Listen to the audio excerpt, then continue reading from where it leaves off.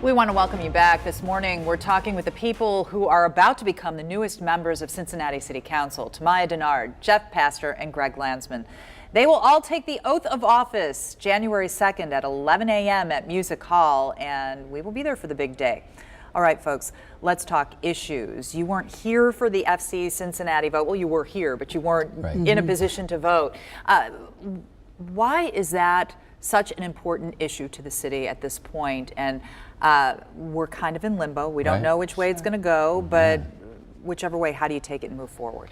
For me, and I think it was Joe Biden who said this, you know, you tell me what you prioritize, and I'm going to ask to see your budget. And for me, that's what it boils down for me. I love FC Cincinnati. I love the excitement. I've been to quite a few games, but when you think about, as Jeff just alluded to some of the statistics, staggering statistics toward poverty in our city, there's just greater priorities for some of the money that we are going to spend, particularly like the airport funds. So it wouldn't have gotten your vote? No, not because I don't love soccer, not because I don't love FC, that and also the way it was done. So that's why it's also important. You talk about transparency.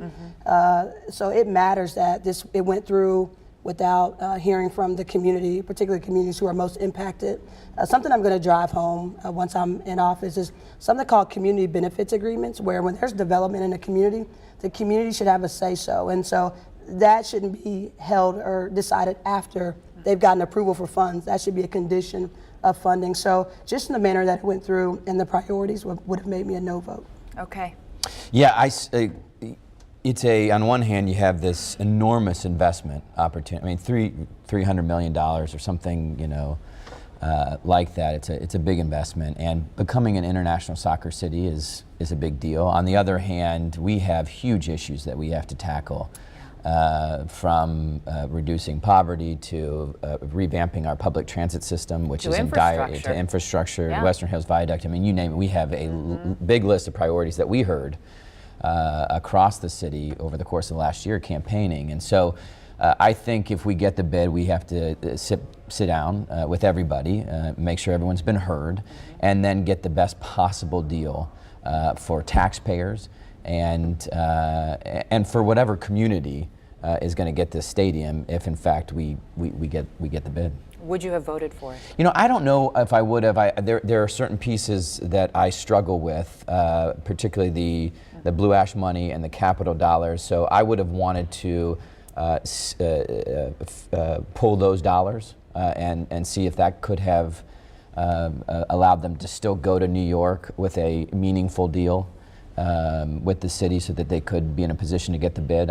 You know, so that would have been my attempt. Okay. You know, that's what I would have wanted to see happen. Yeah. Jeff, your thoughts? Okay, and I think, of course, I ran on reducing poverty, crime, and taxpayer costs, and I always try to educate folks on what it means to be a fiscal conservative. Most people have this idea that we just want to hold money and we don't want to spend money and that sort of thing. It's not that. It's about where we spend our money. And as Tamaya said, how we prioritize. I believe that we should get the best return on our investment. I'm more of a pragmatist. The decision has already been made.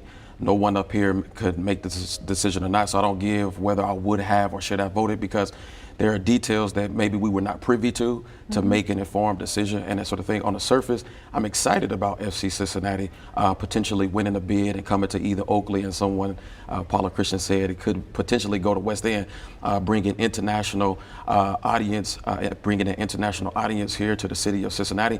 I think the responsibility for the new council is to make sure it works. Now, you know, we've been given this opportunity. The previous council, it was kind of their legacy legislation, and we're going to inherit it, and we're going to make it work. That means fill the seats. That means develop the area whatever around we it. need That to do means to make it work. jobs.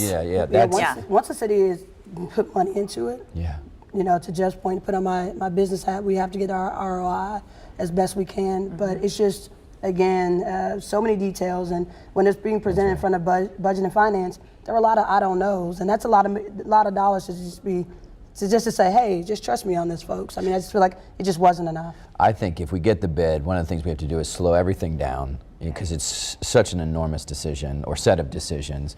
Make sure that we are investing only what we need to invest, and then to Tamaya's point, get that community benefits agreement so that folks in our city who are looking for good paying jobs can access them, are in the best possible position to get good paying jobs because we made this investment. And what you're hearing is fact-based, data-driven, and objectivity. And listening to the people. And listening to the people. And I believe that, again, because it's here, and I have full faith and confidence, I'm gonna say a couple prayers at synagogue and that sort of thing, that we get this bid. Yeah. But it's an opportunity for us to get the return on our investment.